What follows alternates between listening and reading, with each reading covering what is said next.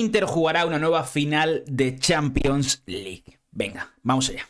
Pirlo, ancora Pirlo di tacco, tiro, ¡gol! Lo consiguió, lo había prometido y lo ha cumplido. ¿Qué tal, chicos? ¿Cómo estáis? Bienvenidos a un nuevo vídeo, bienvenidos a YouTube. Pues sí, el Inter jugará una nueva final de Champions League, la segunda en 2 años. Jugó la de 2023, no la de la temporada pasada, pero vuelve ahora a jugar la final de la Liga de Campeones de la temporada 24-25 tras eliminar al Barça. A ver, llevaba tiempo sin hacer vídeos, es verdad, he tenido un mes de mucho trabajo, os pido disculpas, pero es que estoy hasta arribísima. Tengo ahora unos viajes y demás y tengo que preparar muchas cosas y curro muchas horas y al final hay veces en los que llego a casa y no tengo ganas de seguir viendo fútbol o seguir hablando de fútbol o seguir grabando porque ya estoy hasta arriba y al final pues hay que hacer otras cosas, evidentemente, ¿no? Un poco de oxigenar. Pero hoy tenía que hacer un vídeo sí o sí, ¿no? Tenía que hacer un vídeo sí o sí y tenía muchas ganas de hablar oye, de todo lo que ha pasado en esta eliminatoria, de la clasificación del Inter, de las cosas que estamos comentando en redes sociales y demás. Así que, chicos, dejadme por ahí vuestro like, dejadme por aquí abajo vuestro comentario, suscribiros al canal si no lo habéis hecho ya y venga, vamos a comentar un poquito, que la verdad es que, oye, es una hazaña tremenda que este Inter de Milán tenga 2 finales en las últimas 3 ligas de campeones. Es absolutamente histórico. Luego, evidentemente, se puede perder, como pasó en la final contra el Manchester City en Estambul, donde para mí el Inter fue mejor que el Manchester City, pero al final pues el Inter falló las que tuvo, no fue el día de Romelu Lukaku, y el City la que tuvo con Rodri la metió para adentro. Pues bueno, pues así es la vida, así es el fútbol, no siempre es justo o no siempre pasa lo que queremos que pase y ya está, no ocurre nada, pero tiene mucho mérito haber llegado hasta aquí y como no pasó aquella ocasión, porque yo creo que mucha gente con buen juicio analizó el camino del Inter y analizó lo que había logrado el Inter llegando ahí y jugando como jugó ante el Manchester City, ante el mejor Manchester City, recordemos. Le dio mucho mérito y no porque pase ahora, si pierde contra el PSG, si pierde contra el Arsenal en la final de Múnich del próximo 30 de mayo creo que es, pues tampoco, sí, habrá perdido evidentemente y sí, siempre se acuerda más la gente del campeón que del segundo, es evidente, pero eso no implicará tirar por tierra todo el trabajo realizado, ni mucho menos. Para perder una final primero hay que llegar a jugarla, ¿no? Eso es un punto clave. La verdad es que, a ver, pues voy a quitar esto que queda un poco raro, la verdad, no me gusta. Posiblemente haya sido una de las mejores semifinales de la historia de la Champions League. No sé si la mejor, pues sí, seguramente, la verdad. O sea, siempre pensamos que lo último que ha ocurrido es lo mejor. Entonces, es verdad que eso nos traiciona un poco a veces. Ahora mismo no recuerdo nada que me haya llevado al límite como ha llevado esta semifinal. Y es cierto que el Inter solamente ha estado 6 minutos por detrás en el marcador, que son los que compenden entre el minuto 87 y el minuto 93, el gol de Rafinha y el empate de Acerbi. Solamente 6 minutos en toda la eliminatoria por detrás. Entonces, evidentemente, yo creo, y soy sincero, creo que el Barça ha jugado un fútbol más brillante, ha tenido más ocasiones, ha tenido que parar más Jan Sommer que lo que ha tenido que parar Chesney, aunque Chesney también ha tenido que hacer paradas de bastante mérito, pero creo que posiblemente si hablamos de justicia, si hablamos de combate a los puntos, justicia en el fútbol no existe, pero bueno, si ya queremos seguir hablando, posiblemente en una situación en la que cada ocasión es un gol, pues el Barça hubiera pasado. Pero la realidad es que el fútbol es como es, y el Inter ha sabido explotar muy bien las armas que tiene, ha tenido algo de fortuna, porque en el fútbol y en la vida hay que tener fortuna, siempre un poquito, y eso no le quita mérito a lo que logras, ya está, tienes fortuna y el Inter la ha tenido, y mejor tenerla que no tenerla, evidentemente. Y el Inter ha hecho muy buena eliminatoria. Y se ha metido. Pero lo que decía, que son solo 6 minutos. Y es tremendo. Esos 6 minutos le han podido condenar y le habían podido dejar fuera de la final. Y seguramente el relato hubiera sido que un Barça muy superior sufrió mucho ante el Inter para pasar.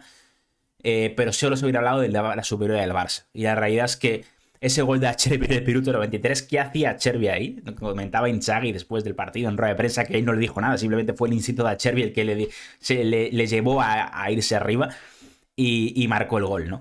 Y luego, bueno, tanto de Frattesi ya en la prórroga con un Giuseppe Meazza absolutamente entergado. Yo comentaba en el descanso del partido de ayer en Twitter que estaba hablando con un hincha del Barça que me decía, y yo decía, bueno, si alguien puede remontar esto es el Barça, y creo que fue así, ¿no? Creo que el partido del Inter de ayer, más allá de los elogios que hay que darle, por supuesto, tiene puntos negativos, evidentemente. Creo que vimos a un Inter No te hablo de incluso no hablo incluso del 2-2 y de lo que viene después, sino de incluso con la primera parte veo muchos errores en salida de balón, errores incluso por exceso de confianza a veces, Varela, Bastoni, de intentar dar toques de más, intentar hacer acciones que acaban en pérdidas y que al final acaban dándole ocasiones al Barça.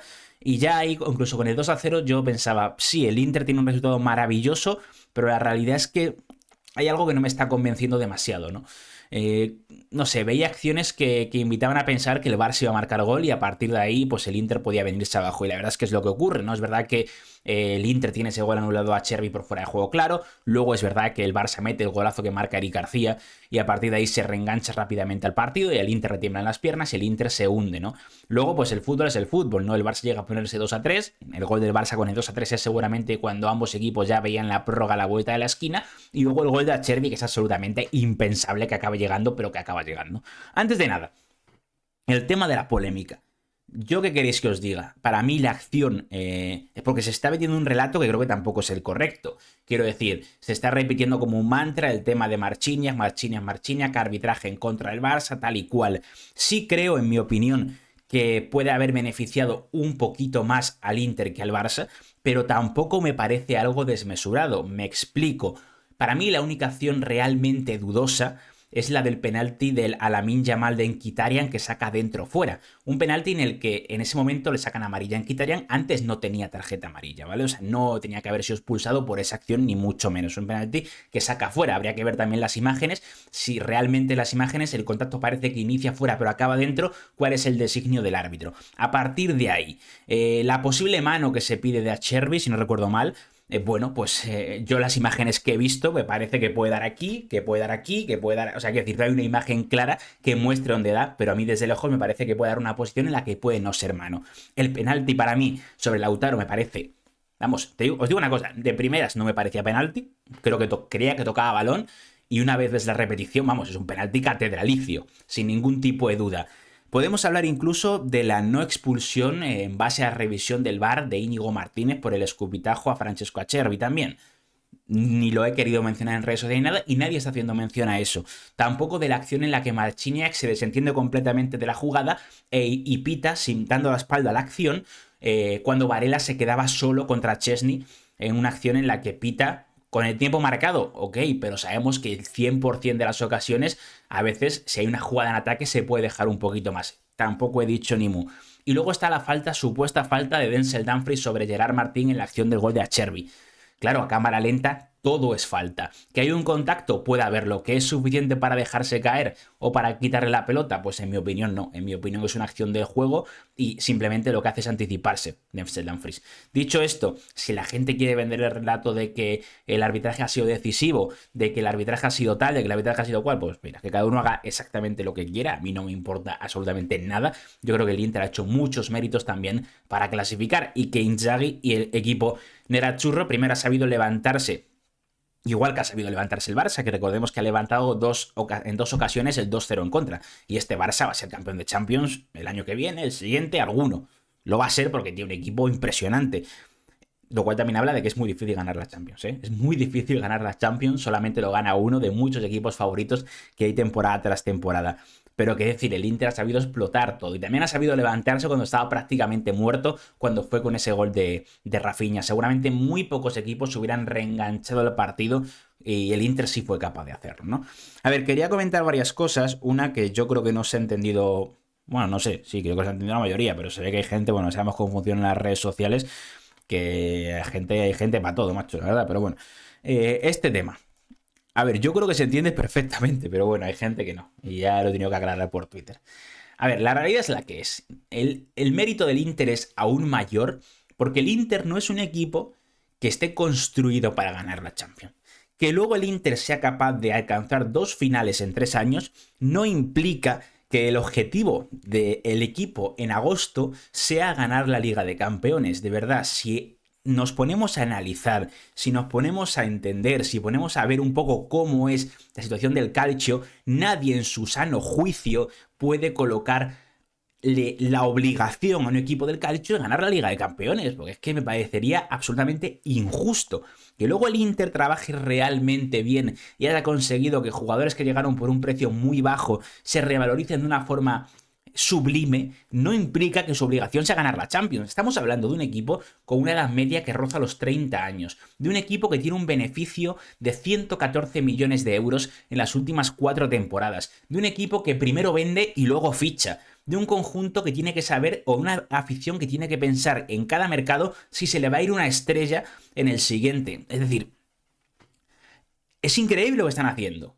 Este equipo no lo puedes... Y el Barça... No, y esto la gente lo ha entendido, buena gente lo ha entendido como un ataque al Barça y tal. El Barça tampoco tenía que estar en semifinales. En la realidad, tanto el Inter como el Barça han superado las expectativas que había marcadas para ellos. Y espectacular porque significa que están rindiendo por encima de lo que se esperaba y que están haciendo algo extraordinario. No es negativo, macho. Es que a veces la gente se le va la cabeza. Esto no es un tuit negativo, que había alguno diciéndome, no, pues te jodes, que ha ganado el Inter. Pero ¿cómo me...? O sea, me está diciendo a mí que yo me tengo que joder por lo que ha pasado el Inter.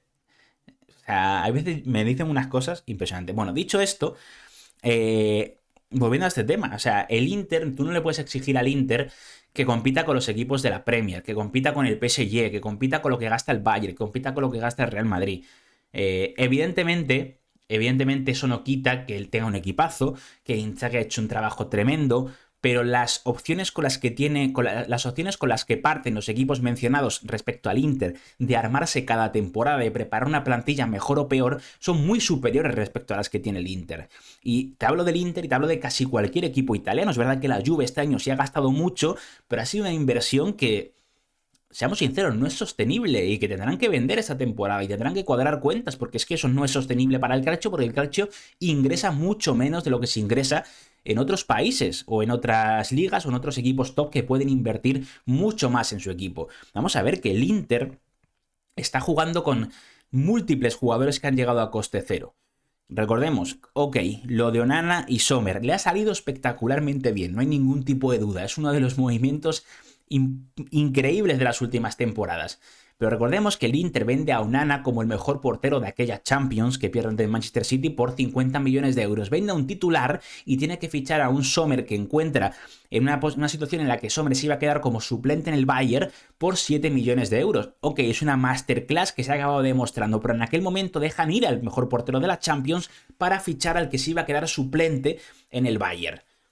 Quiero decir, tienen que reaccionar a una venta. Lo mismo pasó en su día, venden a Lukaku, venden a Achraf Hakimi, tienen que reaccionar a una venta. Ok, Dumfries ahora mismo creo que se ha consolidado como uno de los mejores carrileros del mundo, pero en el momento en el que se le ficha, Dumfries llega desde el PSV para reemplazar a un Achraf Hakimi que era uno de los mejores carrileros del mundo. Entonces, la situación del Inter es ser capaz de sobrevivir a situaciones que se le presentan, que lo hace muy bien, que lo hace espectacular. Ahí es el trabajo de Pep Marotta, el trabajo de Piero Ausilio, de todo el el equipo de scouts del Inter, ok, pero es algo extraordinario y eso habla muy bien del trabajo que se está haciendo, pero exigirle a este equipo que de verdad, o a cualquier equipo italiano que sea candidato desde el mes de agosto a ganar la Champions, pues es una absoluta injusticia.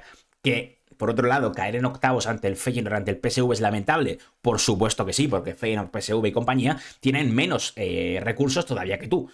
O sea, una cosa no quita la otra. Pero para mí, los equipos italianos tienen que estar en cuartos, mínimo en cuartos de final, ok, pero el tope puede estar ahí para muchos equipos italianos. Cuartos de final, y si da y si toca un calendario, un sorteo que sea relativamente bueno, pues poder meterte en semifinales o hacer una hazaña como la que ha hecho el Inter, eliminando primero al Bayern y eliminando después al Barça. Ya está. Pero quiero decir, no... Alguno me dirá, no, es que te contentas con muy poco. No, es que soy realista. Soy realista y sé lo que hay y ya está, no pasa absolutamente nada. Bueno, hablando un poquito de lo que ha sido la clasificación del Inter, quiero ir rescatando una serie de situaciones, ¿no?, que se han ido comentando. Me refiero de palabras de jugadores y tal, que nos van a contar un poco, que nos cuentan un poco lo que es el Inter, ¿no? Quiero rescatar estas palabras de Inzaghi. Las tenía por aquí, ¿vale? Las estoy buscando.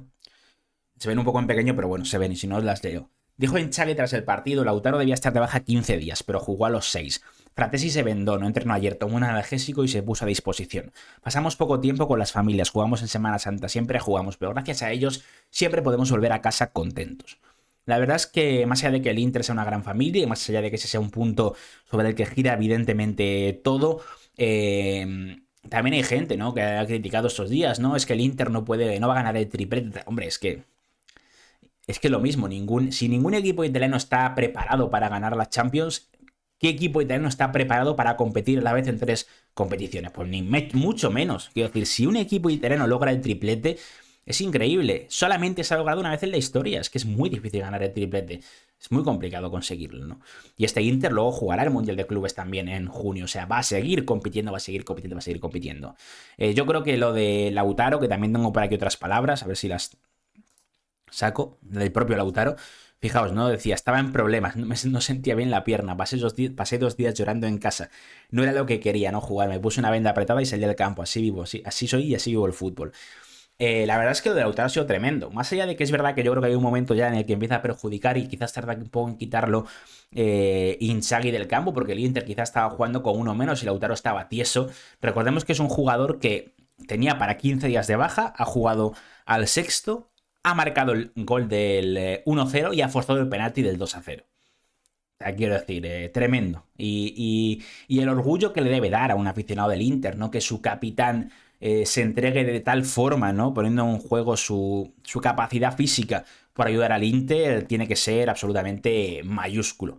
Y brutal, tiene que ser brutal, de verdad. No tengo ningún tipo de duda. Más cositas que quería destacar por aquí. Bueno, más allá de lo que ha hecho Denzel Dumfries, que me parece una absoluta barbaridad. Creo que lo comentamos por aquí en alguna que otra. Bueno, aquí no sé si llega a comentarlo, pero creo que en DAZN creo que sí, en Twitter también.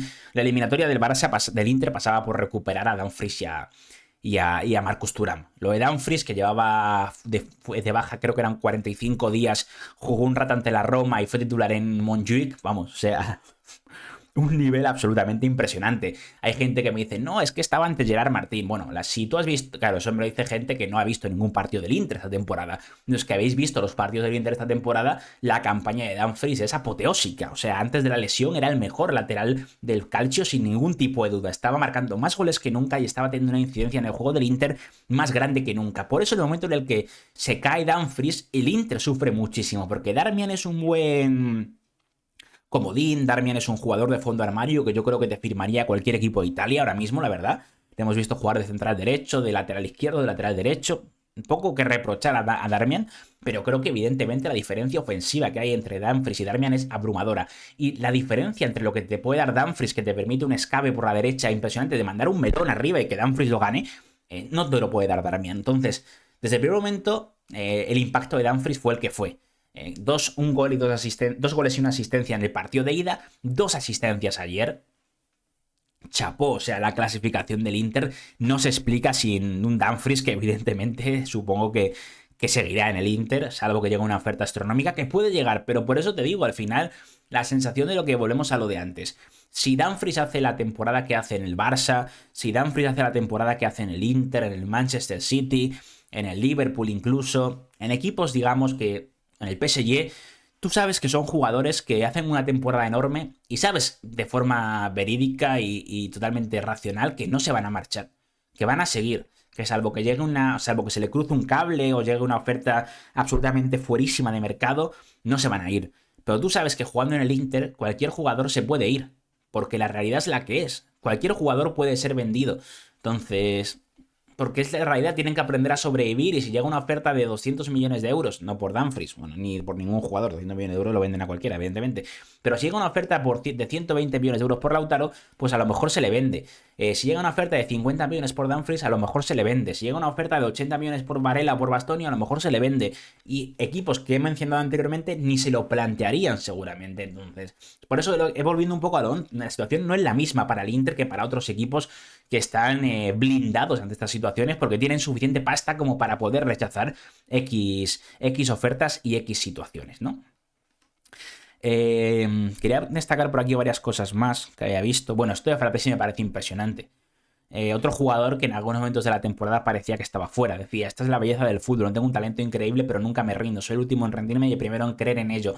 Creo que el Inter está muy tocado, evidentemente, lo sabemos todos. Después del primer gol, le marca el segundo el Barça. Ahí es un momento en el que yo creo que el Inter e Inzaghi aciertan en los cambios. Es verdad que a Inzaghi una de las cosas que se le ha criticado muchas veces es a lo mejor en los cambios tardar demasiado, mover demasiadas pocas cosas o ser algo tardío en reaccionar a lo que está haciendo el rival. Creo que ayer lo hace bien. Creo que es muy difícil desde fuera del terreno de juego gestionar una situación como la que se estaba produciendo, de levantar a un equipo que estaba completamente hundido. La propia grada no estaba anestesiada, llovía, era una situación bastante complicada, la verdad. Como todo muy, muy, muy lúgubre, muy frío, muy triste. Y creo que la entrada de Fratesi y de Zielinski le da muchísimo al Inter. Muchísimo. Zielinski juega muy bien en esa posición de 5, ocupando el rol de Çalhanoğlu. Creo que le da bastante criterio a un Inter que en ese momento le costaba mucho sacar la pelota desde atrás. Y luego un Fratesi que, bueno, más allá de marcar el gol decisivo, creo que tiene varias recuperaciones altas y varias acciones en las que le imprime un ritmo que había perdido el Inter, ¿no? Entonces son dos jugadores que aportaron mucho entrando desde el banquillo, ¿no? Y luego la acción de Taremi también, o sea, el propio Mehdi Taremi cuando entra, un Taremi que estaba también siendo muy criticado por la temporada que estaba haciendo, creo que también hace unos minutos buenísimos Mehdi Taremi ante el Barça en el partido de ayer. De hecho, él es el que asiste a Fratesi, si no recuerdo mal. Fijaos este punto también, ¿eh? Lo importante es que es para el Inter a nivel económico lo que está haciendo estas temporadas. El Inter, esta es la Champions que más premios está repartiendo de la historia. Con el cambio de formato ha habido más pasta para los equipos y todo se ha revalorizado. Entonces son 131 millones, 132 millones de euros los que ya ha recaudado el Inter en conceptos de premios UEFA en esta Champions. Por no hablar de los mínimo 50 que recibirán el próximo Mundial de Clubes o los que ganarán la próxima Liga de Campeones. Ya sabemos todos que la situación del Inter se complica bastante a partir de la pandemia, cuando ocurre la pandemia por COVID y evidentemente un equipo que estaba gastando mucho dinero con Suning, con la inversión china de Zhang y compañía, pues hay una quiebra tremenda de los principales negocios de Suning en China. Es uno de los países más afectados por el COVID y se acaba la inversión en el Inter. Entonces el Inter empieza a perder pasta por un tubo porque había hecho grandes fichajes y tiene que vender jugadores, como pasa con Lukaku con Masraf. Conte se marcha porque cree que el proyecto se ha detenido y llega Inzaghi un poquito como bote salvavidas, un poco como... En aquel momento, además, yo me acuerdo, mucha gente hablaba del fichaje de Inzaghi como una opción barata que llega porque mantiene el sistema de Conte, pero vamos, que mucha gente no creía en Limone, que en aquel momento se crea el meme de Limone, Inzaghi, tal y cual. Bueno, años después, evidentemente, Inzaghi ya es uno de los mejores entrenadores de la historia del Inter, pase lo que pase, y ya le ha dado la razón a Marotta, Ausilio y compañía. Cada temporada el Inter tiene mejores números económicos, cada temporada el Inter está en un proceso de saneamiento económico que en algún año, dentro de no mucho, si siguen a este paso, desembocará en una situación bastante saludable para un equipo que ha estado en un momento crítico. Recordemos, por la deuda que tenía Suning con Oaktree, porque Suning acaba desapareciendo del club para la llegada de Oaktree como fondo inversor y propietario de la entidad, y al final, pues ahora se ha quedado Oaktree con el club. Pero la situación es que el rendimiento económico del equipo, el rendimiento deportivo del equipo y el trabajo en los despachos no puede ser mejor. Evidentemente, hay momentos en los que se falla en algunas operaciones, está claro, pero hay otras que han sido realmente positivas. Y esta temporada llega Taremi a coste cero, llega Marcus Thuram a coste cero, ok, pagas una comisión, pero bueno, es una comisión ridícula en comparación con lo que te podría costar un fichaje o con lo que cuesta ese jugador ahora. Y así hablamos de muchos jugadores que han llegado en un precio muy inferior al que de verdad tienen de mercado. Vamos a ir por partes. Jan Sommer, 7 millones de euros. Benjamin Pavard costó 30 y me acuerdo que cuando el Inter ficha a Benjamin Pavard por 30, yo mismo pensaba, ¿de verdad el Inter se va a gastar 30 millones de euros? 30 millones de euros es lo que se gasta el colista de la Premier en un fichaje random.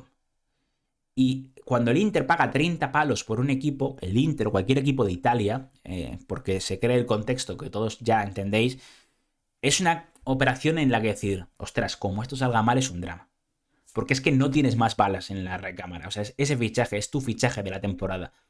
Si sale mal, estás jodidísimo.